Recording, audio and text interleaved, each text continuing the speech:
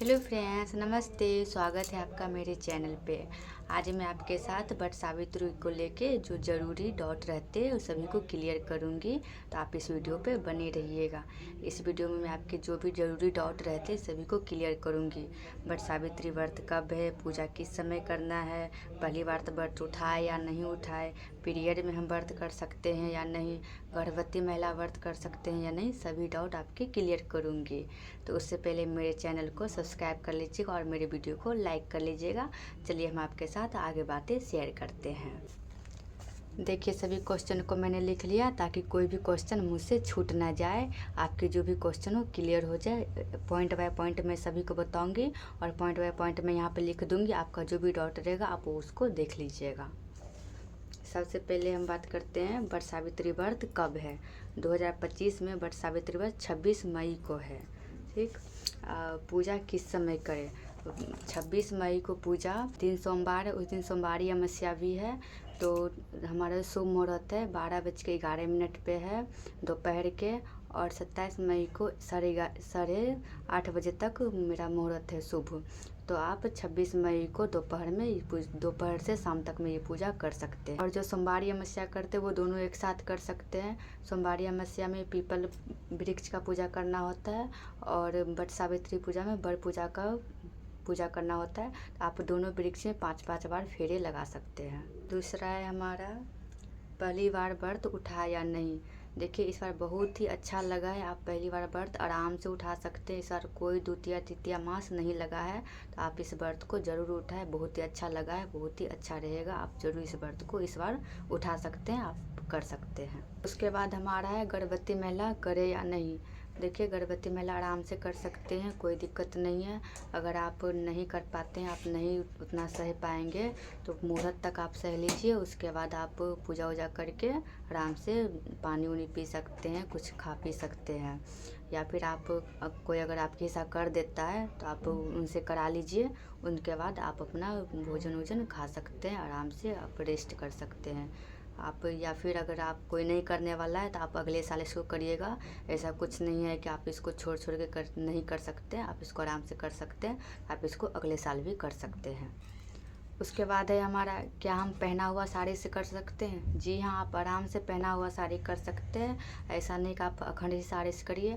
आप कोई भी पूजा करिए तो नया पुराना मिक्स करके करिए। अखंड साड़ी से कभी मत करिए। कुछ ना कुछ आप पुराना उसमें मिक्स करके ही करिए। या फिर आप पेटीकोट पुराना, या फिर आप कुछ भी गंजी उंजी पुराना आप मिक्स करके ही क्या करिए। या फिर आप जैसे कि कोई कपड़ा आप पहने कोई दूसरी पूजा में, उसको आप खोल दिए, उससे कुछ नहीं खाए पिए, तो आप उसको इस पूजा में पहन सकते हैं। या फिर आप अपने शादी के जोड़ा पहनिए, या फिर आप जो घूंघटाई साड़ी होती है आप उससे भी इस पूजा को कर सकते हैं, कोई दिक्कत नहीं है। आप आराम से पहले वाली साड़ी से पहन के कर सकते हैं। उसके बाद है हमारा पहली बार व्रत कहाँ से उठाए। देखिए, हमारे बिहार में है पहली बार वट सावित्री की व्रत मायके से उठाते हैं। लेकिन आपके यहाँ भी अगर ये परंपरा है तो आप ऐसा करिए। अगर नहीं है तो आप कहीं से भी उठाइए। आप ससुराल में है तो वहाँ से उठाइए, या आप बाहर में है तो आप वहाँ से करिए। लेकिन इस व्रत को करिए ज़रूर, क्योंकि ये पति की लंबी उम्र के लिए है। तो आप कहीं से भी इस व्रत को करिए ज़रूर, आप कर सकते हैं। ये ज़रूरी नहीं कि आप मायके में है मायके से ही करिए। अगर आपके यहाँ रूल है तब आप कर सकते हैं, नहीं तो आप जहाँ हैं वहीं से आप करिए। उसके बाद बहुत सारे बहनों का रहता है कि हम बाहर में रहते हैं, यहाँ पंखा नहीं मिले तो हम क्या करें। देखिए, इस पर्व में तो पंखा ही हमारा सबसे महत्वपूर्ण है, बांस का पंखा।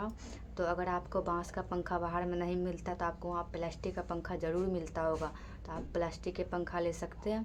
अगर वो भी नहीं मिलता तो आप किसी कूट से आप रंगीन पेपर का अच्छा से सजा उजा का पंखा बना सकते हैं।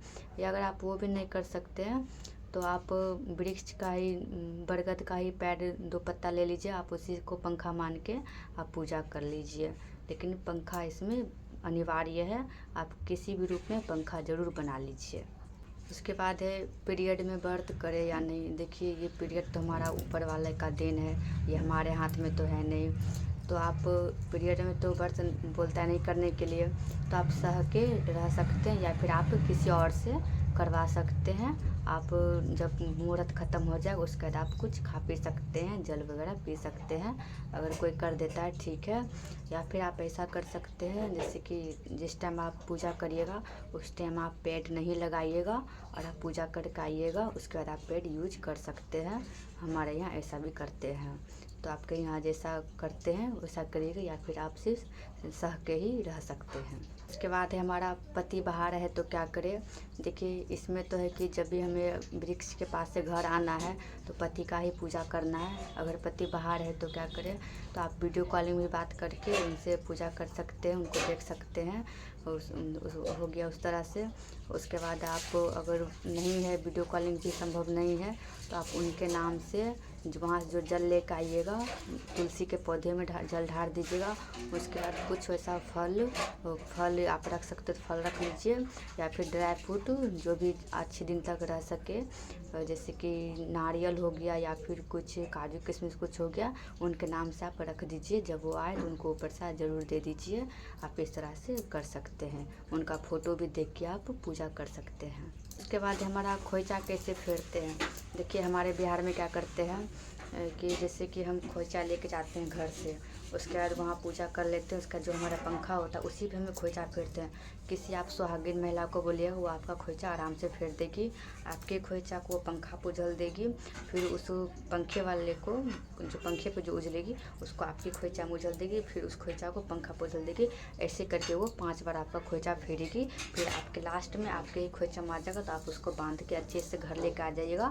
उसके बाद आप उसको ग्रहण कर लीजिएगा पति पूजा करने के बाद। और बहुत सी मेरी बहनों का ये भी रहता है कि दी हम बाहर में हैं तो यहाँ बरगद का पेड़ नहीं मिलता है, तो हम कैसे करें, तो हम नहीं कर सकते हैं।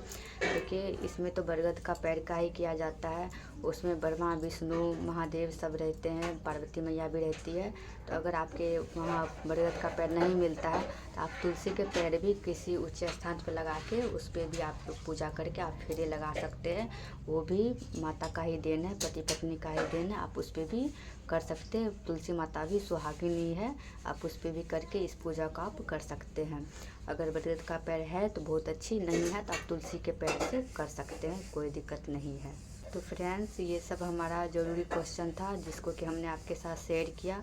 अगर कुछ और भी क्वेश्चन है जिसको कि मुझे बताना चाहिए जो कि मैं नहीं बताई हूँ, आप कमेंट करिएगा, कमेंट बॉक्स आपका है, कमेंट करिएगा, मैं उसमें ज़रूर बताऊँगी उसमें क्या करना है। उसको भी मैं आपके साथ शेयर करूँगी। ये चीज़ नहीं है या कैसे करें, मैं आपके साथ सारे कुछ शेयर करूँगी जो मुझे पता होगी। तो आप कमेंट करिएगा, मैं आपका जो भी डाउट होगा क्लियर करूँगी। तो बाय फ्रेंड्स, मिलते हैं नेक्स्ट वीडियो में। तब तक मेरे वीडियो को लाइक कमेंट सब्सक्राइब कर लीजिएगा। बाय।